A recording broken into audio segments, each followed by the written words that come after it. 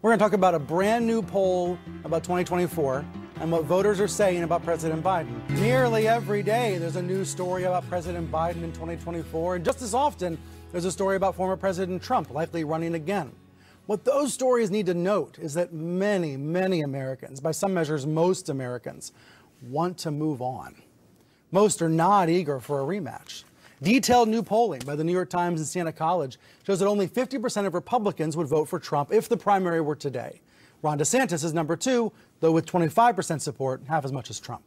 On the other side, barely 1 in 4 people who expect to vote in the 2024 Dem primary say the Democrats should nominate Biden again. The age gap is enormous, with younger folks almost completely rejecting Biden.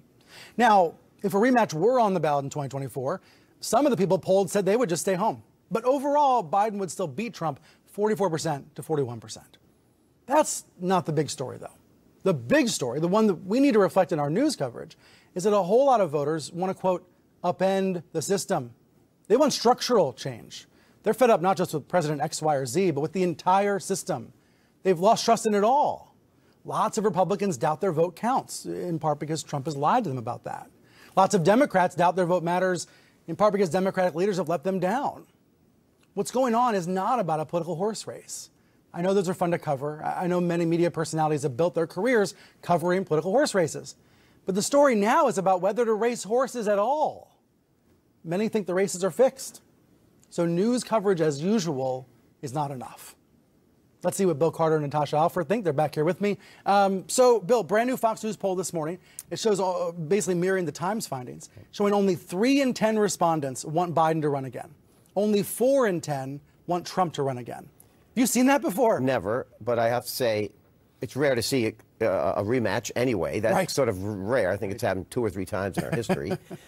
Most recently, Eisenhower and Stevenson is going way back. But the other thing is, you have to remember, these are 2 guys who are already considered too old to run the first time. So the idea that they're going to run again and have no change when the whole country is at, I mean, the whole country says we're on the wrong track, basically. Both sides, we're on the wrong track. Almost 90%. So obviously, there's something wrong at the top. I feel and we've like lived in an environment for nearly a decade where all we hear about is Trump, negative, Biden, Trump, and everybody is attacking, always on the attack. You now have media that is specifically out there to attack whoever the head of the other So is this partly is. about the media, Bill? Is it that we live in such a saturated media environment? We hear so much bad news about Biden, about Trump, about all of it. No wonder people tell these pollsters they want to give up Absolutely. and try to start over. I think that's a huge part of it. There's a drumbeat out there constantly.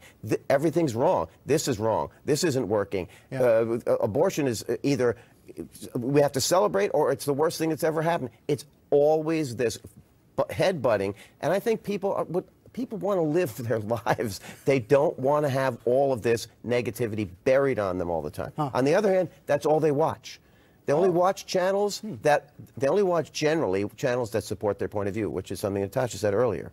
And that gives you the blinkers. You can't see what else is going on. Natasha, that's also the age gap is the big story. I think the big story is structural change, and young people have had enough. They're fed up.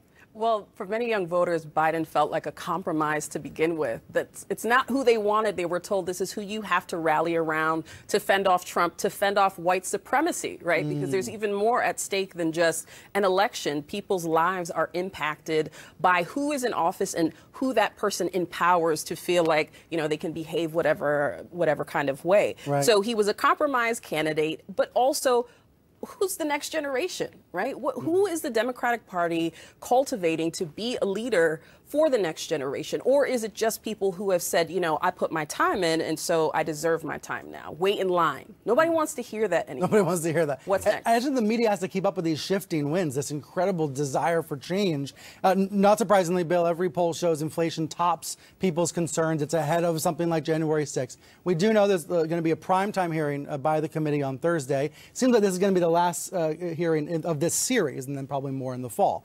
Does it make a difference to be in prime time? You're our TV expert. Does it matter that prime time? I think so. I do think so. They're announcing up front, this is big, people. We're putting it in prime time.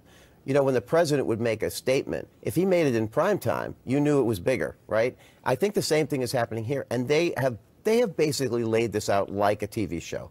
There's cliffhangers at the end of each episode. And now here's at least the season finale, right? The summer season finale. and they're going to try to swing big. And I think they're announcing that ahead of time. And so far, they've backed up their promises. They've said things are going to be, here's a surprise witness, and it was the biggest witness so far. I think they have something that they think is so big, they want to maximize the audience. Thursday night. And by the way, since it's in prime time, Fox News, unlikely to show it. Right. It probably won't get seen in right-wing media, but it'll be seen everywhere else.